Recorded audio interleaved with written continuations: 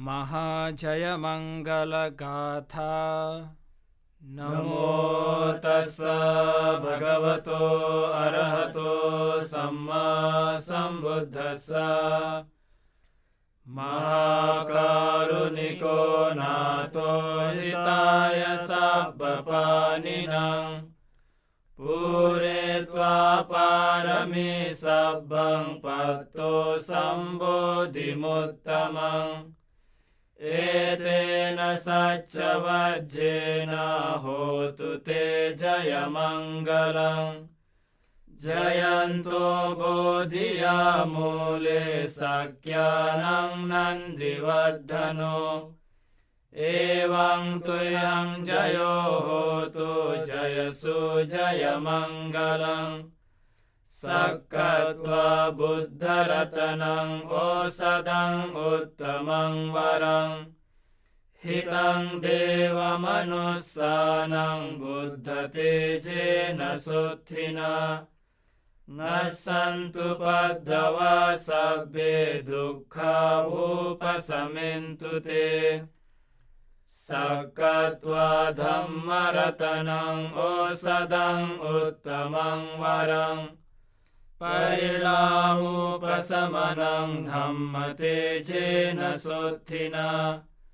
नश्यन्तु पद्मवा सभ्ये भयावुपशमन्तु ते। सक्कत्वा सङ्घरत्नं ओषधं उत्तमं वरं। आहुनेयं पाहुनेयं सङ्घतेजेन सुथिना। नश्यन्तु पद्मवा सभ्ये रोगावुपशमन्तु ते। यं किञ्चिरत्नं लोके विद्यते विविधा पुतो। रत्नं बुद्धसमं नत्थि तस्मात्सुत्थि भवन्तु ते। यं किञ्चिरत्नं लोके विद्यते विविधा पुतो। रत्नं धम्मसमं नत्थि तस्मात्सुत्थि भवन्तु ते। यं किञ्चिरत्नं लोके विद्यते विविधा पुतो। रत्नं सङ्गसमं नत्थि तस्मात्सुत्थि भवन्तु ते। नत्थि मे शरणं अन्यं बुद्धो मे शरणं वरम्। एतेन सच्चवज्जेन होतु ते जयमङ्गलम्। नत्थि मे शरणं अन्यं धम्मो मे शरणं वरम्।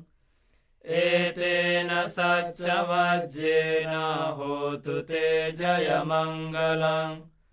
नत्थि मे शरणं अन्यं सङ्घो मे शरणं वरम्। एतेन सच्चवज्जेन होतु ते जयमङ्गलम्।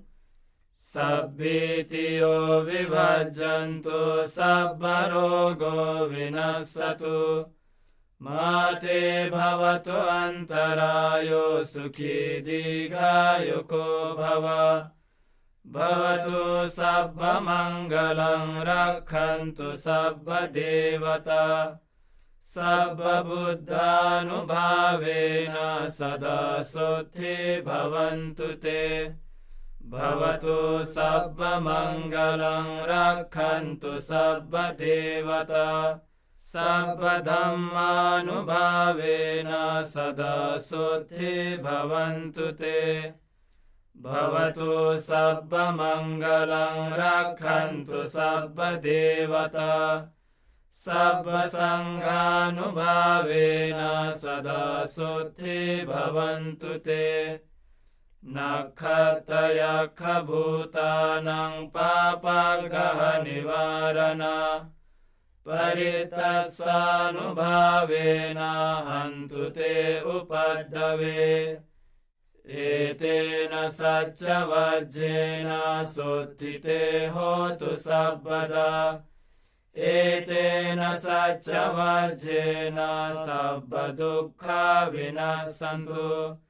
एतेन सच्चवज्जेन सब्बभया विनश्यन्तु एतेन सच्चवज्जेन सब्बरोगा विनश्यन्तु एतेन सच्चवज्जेन होतु ते जयमङ्गलम् एतेन सच्चवज्जेन पातु ते रतनत्रयम्